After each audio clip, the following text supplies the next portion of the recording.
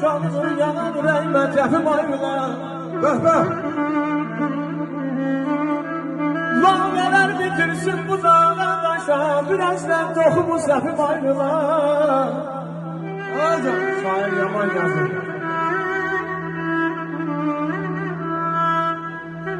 Özün görürsən ki, hansı hayırdır, zəmanət ayıqlı yanmayındır.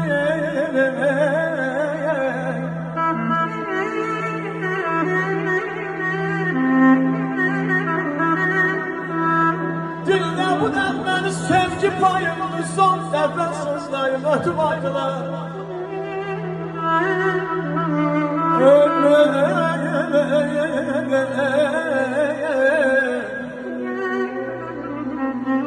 Mən ki gülşənimin gülün dərmədim,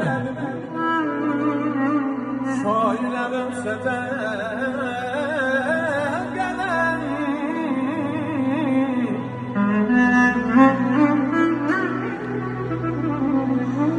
Mən ki gülşənimin gülün dərmədim, şairəm ölsə də şərək hörmədim. Ömür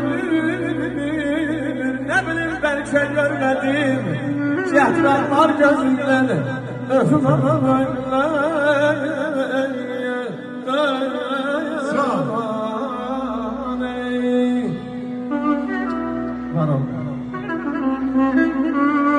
Ha, məqamına düşdü. Ürəyimi titrətdin də sən.